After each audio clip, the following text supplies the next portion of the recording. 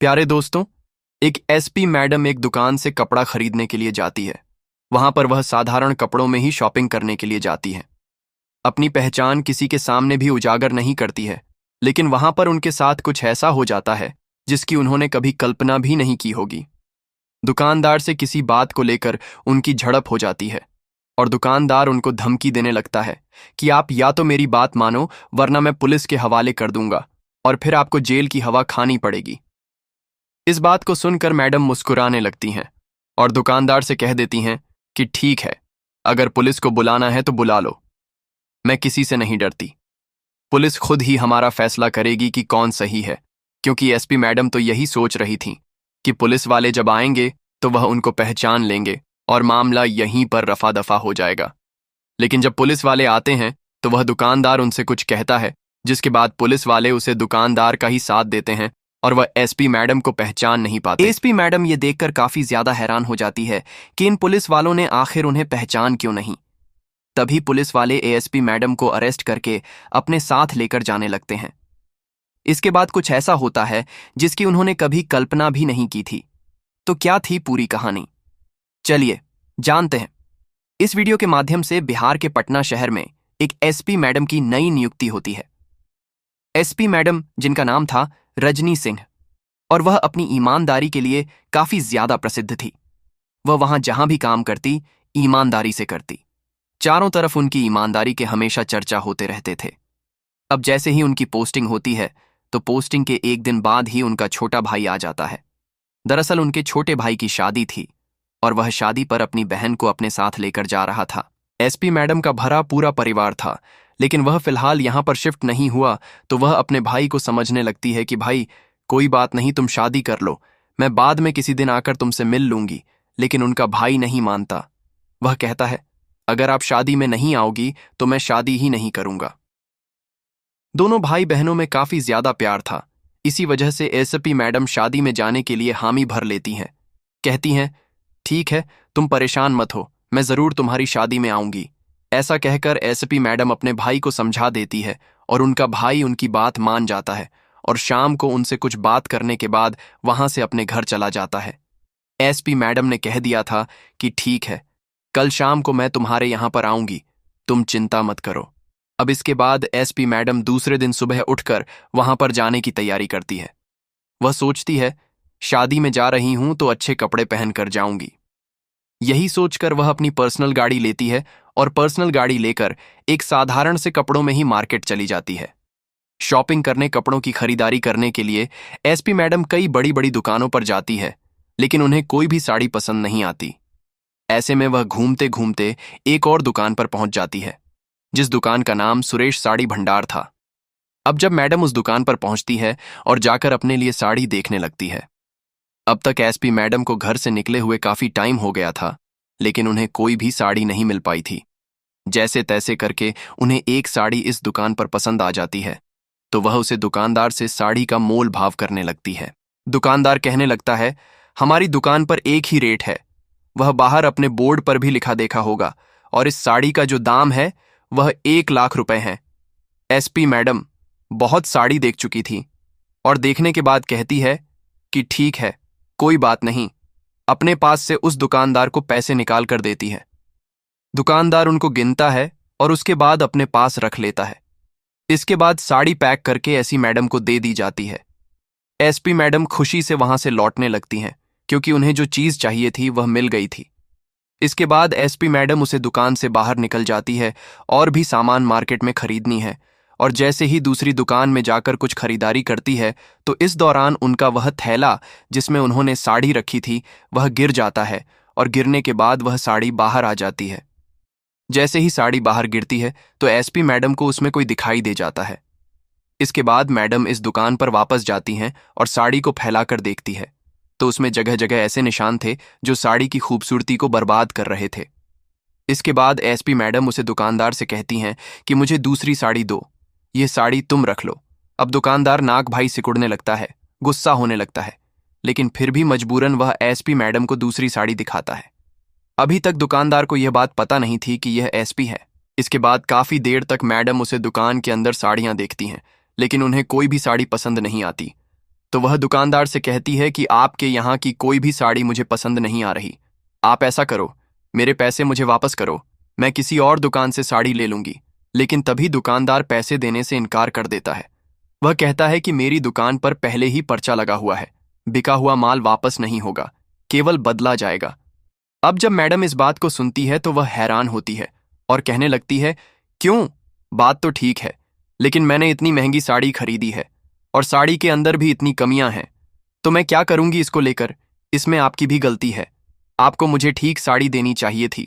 और यहाँ पर काफ़ी ज़्यादा बहस हो जाती है। दुकानदार और एसपी मैडम के बीच यहाँ पर काफ़ी ज़्यादा बहस होते हुए दिखाई देती है। दुकानदार अपनी बात पर अड़ जाता है और वह साड़ी वापस नहीं करता है। और मैडम कहती है कि मैं यहाँ से साड़ी वापस करें, बिना नहीं जाने वाली, और वह वहीं पर बैठ जाती है। दुकानदार ने जब देखा है कि यह महिला यहाँ पर बैठ गई है और यहाँ से नहीं जाने वाली, तो पुलिस को फ़ोन करता है और मैडम को धमकी देता है कि यहाँ से चली जाओ, वरना पुलिस बुला लूंगा और तुम्हें अंदर करवा दूंगा। आप मेरे साथ गलत कर रही हैं, यहाँ पर कैमरे लगे हैं। जब आपने एक बार सामान खरीद लिया तो दोबारा मैं वापस नहीं करूंगा। अगर आपको इसके बदले कुछ और चाहिए तो आप ले लो, लेकिन ये नहीं होगा कि पैसे मिल जाए। जब मैडम यह सब सुनती है, वह कहती है, ठीक है, तुम पुलिस को बुला लो, क्योंकि वह सोचती है कि पुलिस वाले मुझे पहचान लेंगे और फिर इसी दुकानदार को डांटेंगे। लेकिन जब वहां पर पुलिस आती है तो कुछ और ही मामला होता है और यहाँ पर एसपी मैडम खुद भी अपनी पहचान नहीं बताती। वह सोचती है कि देखते हैं पुलिस वाले एक नॉर्मल व्यक्ति के साथ कैसा व्यवहार करते हैं। जब पुलिस वाले आते हैं तो दुकानदार पुलिस को एक साइड में लेकर जाता है और वहां चुपके से उन्हें कुछ पैसे निकाल कर दे देता है और कहता है कि इसको यहां से ले जाओ, इसने मुझे परेशान कर रखा है। अब जैसे ही पुलिस को पैसे मिलते हैं तो पुलिस वाले उस महिला के साथ बदतमीजी करने लगते हैं, उसे धमकाने लगते हैं। कहते हैं कि आप पढ़ी लिखी दिखाई लगती हैं, लेकिन इस तरह के काम करते हुए आपको शर्म नहीं आती। जब दुकान पर लिखा है कि बिका हुआ माल वापस नहीं होगा तो आप क्यों वापस करने पर अड़ गई हैं? जब बदला जाएगा तो बदले ना। यह सुनकर एसपी साहिबा बड़ी हैरान होती है, क्योंकि असल में दुकानदार की गलती थी। जब उसने साड़ी डिफेक्टिव दी थी और इतनी महंगी साड़ी थी तो उसे बदलना चाहिए थी। एसपी मैडम काफी हैरान होती है कि पुलिस वाले तो उल्टा उन्हें ही ब्लेम कर रहे हैं। एसपी मैडम दरोगा को समझाने की कोशिश करती है कि मैं गलत कहां पर हूं, यह दुकानदार गलत है, आपको इसके खिलाफ एक्शन लेना चाहिए, मेरे पैसे वापस करवाने चाहिए इस साड़ी के अंदर, अगर खराबी है तो मैं इसको क्यों लूंगी। इसके बाद दुकानदार कहता है कि मैंने अच्छी तरह से साड़ी दिखाई थी, उसके बाद मोल भाव हुआ था और इन्होंने साड़ी ली थी और यहां से चली गई। कुछ देर बाद वापस आई थी और इसको बदलने को कहने लगी। एसपी मैडम कहती है कि मैं यहां से निकालकर कुछ दूर ही गई थी, साइड वाली दुकान तक आप चाहे तो सीसीटीवी कैमरा चेक कर ले, और वहीं पर मुझे पता चल गया था कि यह साड़ी डिफेक्टिव है। दुकानदार कहता है कि ऐसा भी तो हो सकता है कि साड़ी आपने बदल दी हो। तब एसपी मैडम कहती हैं कि आप कैमरे की रिकॉर्डिंग चेक कर सकते हैं। लेकिन पुलिस वाले तो घूस खाए हुए थे, वह मैडम को परेशान करने लगते हैं और कहते हैं कि आपको गिरफ्तार करना पड़ेगा। लेकिन एसपी मैडम कहती हैं कि ठीक है, ऐसी बात है तो मुझे बंद कर दो, मैं भी देखती हूं आप मुझे बेमतलब कैसे बंद कर सकते हो। ये बात दरोगा को बहुत बुरी लगती है और उसके बाद वह हवलदार से कहता है कि इसे पकड़कर जीप में बिठाओ और इसे लेकर चलते हैं। लेकिन तभी ऐसी मैडम कह देती है कि वैसे तो आप कानून के रक्षक हो, लेकिन आपको नहीं पता किसी महिला को गिरफ्तार करते वक्त एक पुलिस महिला होनी चाहिए, उसके बाद ही आप उस महिला को गिरफ्तार कर सकते हैं। अब जो दरोगा होता है वह इस बात से और भी ज्यादा चिढ़ जाता है और अब वहां कुछ भीड़ भी इकट्ठे हो गई थी। इस वजह से दरोगा अपनी फीलिंग पर कंट्रोल करता है और फोन करके वहां पर महिला कांस्टेबल को बुलाता है। अब जैसी महिला कांस्टेबल आती है तो वो एसपी साहिबा को पढ़कर जीप में बैठा लेती है। बाजार के अंदर सभी लोग ये देख रहे थे, पुलिस के सामने भला कौन बोले, इसीलिए लोग चुप थे। एसपी मैडम को वहां से थाने ले जाया जाता है। जैसे ही वह थाने पहुंचती है तो थाने के अंदर एक पुलिस वाला जो होता है वह मैडम को अच्छी तरह से जानता है, क्योंकि कुछ दिनों पहले उसकी ड्यूटी उनके पास थी और एसपी मैडम अपनी ईमानदारी के लिए भी बहुत ज्यादा फेमस थी। तो जैसे ही वह पुलिस वाला मैडम को देखा है तो वह उन्हें पहचान लेता है और वह काफी ज्यादा हैरान होता है कि पुलिस वाले इन्हें पढ़कर क्यों लाते हैं। वह दरोगा को समझाता है, कहता है आप बहुत बड़ी गलती कर रहे हैं, इस गलती के लिए आपको पछताना पड़ेगा। लेकिन तभी एसपी मैडम होती है, वह पुलिस वाले को देखकर समझ जाती है कि वो उन्हें पहचान चुका है, तो वह एकदम उसे चुप रहने का इशारा करती है, आंखों ही आंखों में, और पुलिस वाला समझ जाता है।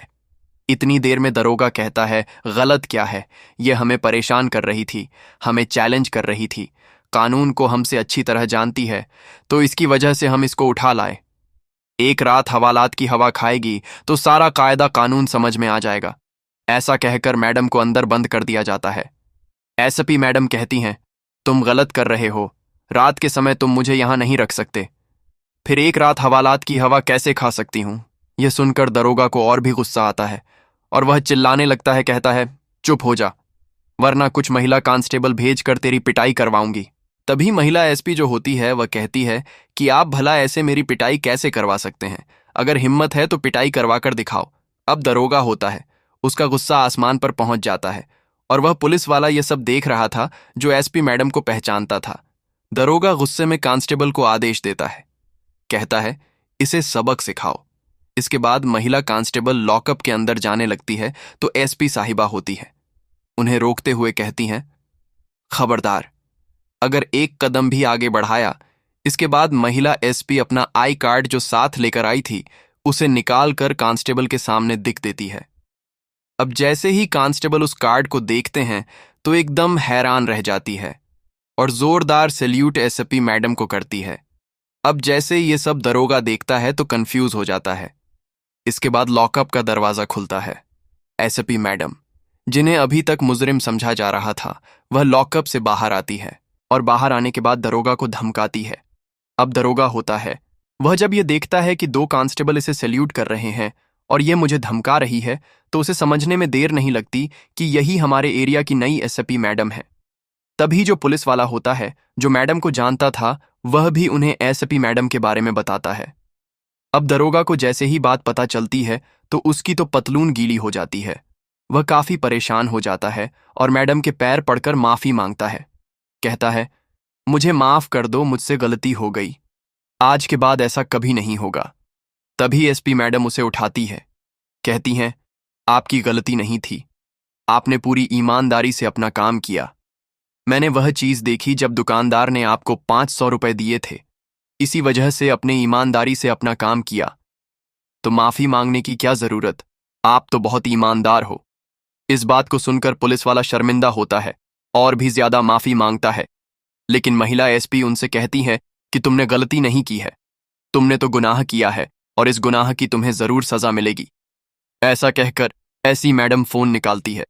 फोन मिलाने के बाद कुछ अधिकारियों को फोन करके वहां पर बुलाती है और उसे पुलिस वाले की सारी करतूत उनको बताती है। अब उसके खिलाफ फौरन ही कार्रवाई होती है, लेकिन जो उच्च अधिकारी थे वह कहते हैं, मैडम, आपको सब कार्रवाई करनी है तो इसके लिए आपको सबूत चाहिए। तो आपके पास क्या सबूत है कि इसने यह सब कुछ किया है? इसने सच में रिश्वत ली है? तो इस बात को सुनकर एसपी मैडम थोड़ी देर विचार करती हैं और कहती हैं कि दुकान में सीसीटीवी कैमरे थे और उन कैमरे में इनकी हरकत तुम्हें मिल जाएगी। इसके बाद एसपी साहब हैं, वहां उसे पुलिस वाले के साथ जाकर दुकान से वह सबूत ले आती है, जो सबूत के जरिए दरोगा को अच्छी खासी सजा मिलती और कैसी भी कोई भी दिक्कत नहीं होने वाली। वह दुकान पर जाकर सबसे पहले अपना आई कार्ड दिखाती है और उनके साथ जो पुलिस वाला होता है उनका परिचय दुकानदार को देता है। अब दुकानदार जैसे इस बात को सुनता है तो वह थर थर कांपने लगता है, हाथ पैर जोड़कर माफी मांगने लगता है, मैडम, मुझे माफ कर दो, मुझसे गलती हो गई। और अभी कुछ लोग वहां पर बैठे हुए थे जिन्हें यह सब वाकया पता था, वह यह सब कुछ देखकर हैरान होते हैं जिसके साथ आज इन्होंने गलत किया। पुलिस से पकड़वाया, वह पुलिस की ही बड़ी अधिकारी निकली। इसके बाद चारों तरफ यह खबर आग की तरह फैल जाती है। एसपी मैडम दुकान से सीसीटीवी रिकॉर्डिंग लेती है। इसके बाद दुकानदार उन्हें रिकॉर्डिंग देता है और रिकॉर्डिंग देने के बाद हाथ जोड़कर माफी मांगता है, कहता है, मुझे माफ कर देना, मुझसे गलती हो गई, आपको आइंदा ऐसा कुछ भी देखने को नहीं मिलेगा। यह पर्चा जो लिखा हुआ है, बिका हुआ माल वापस नहीं होगा। इसे दुकानदार तुरंत फाड़ देता है और मैडम के पैर पकड़ने लगता है, लेकिन तभी एसपी मैडम उसको खड़ा करती हैं।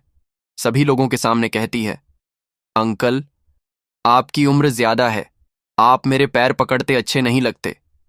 हाँ, जो गलती आपने की थी, ऐसी गलती अब किसी के साथ मत करना, और अगर आइंदा आपकी दुकान की कोई भी शिकायत मैंने सुन ली तो फिर मैं आपके खिलाफ कड़ी कार्रवाई करूंगी और आपको कोई भी बचा नहीं पाएगा।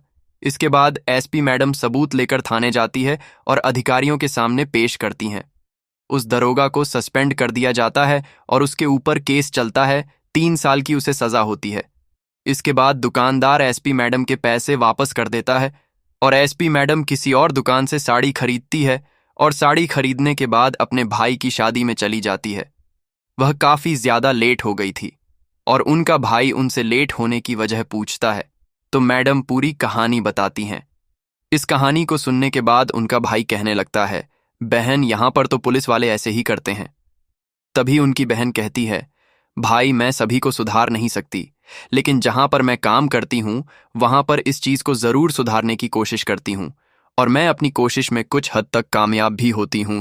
जिन जगहों पर मेरी पोस्टिंग हुई थी वहां पर लोग ईमानदारी से जीना सीख लेते हैं। इसके बाद वो शादी अटेंड करती हैं और उसके बाद दोबारा अपनी ड्यूटी ज्वाइन करती है। अब जितने दिनों तक उनकी ड्यूटी वहां पर रहती है उस टाइम तक वहां पर कोई भी पुलिस वाला रिश्वत लेने से पहले 100 बार सोचता है, क्योंकि ये केस सभी लोगों के सामने आ चुका था और मैडम अब इस केस की वजह से सुर्खियां बटोर रही थीं। इस बात को देखकर लोग सतर्क हो जाते हैं। दोस्तों, ये थी आज की कहानी। आपको ये कहानी कैसी लगी? कमेंट में अपनी राय जरूर लिखें। वीडियो अच्छी लगी हो तो इसे लाइक करें, साथ ही चैनल को सब्सक्राइब कर लें ताकि हमें हौसला मिले और हम ऐसे ही अच्छी वीडियो आप तक पहुंचाएं। इस कहानी को सुनाने का उद्देश्य किसी का दिल दुखाना नहीं था, न किसी को परेशान करना था। हम ये कहानियां सिर्फ आपको इसलिए सुनाते हैं ताकि आपको इनसे कुछ ना कुछ सबक हासिल हो सके, कुछ ना कुछ सीख मिल सके और आप उस चीज को अपने जीवन में अप्लाई कर सको। मिलते हैं किसी नई वीडियो में नए टॉपिक के साथ। धन्यवाद। जय हिंद, जय भारत।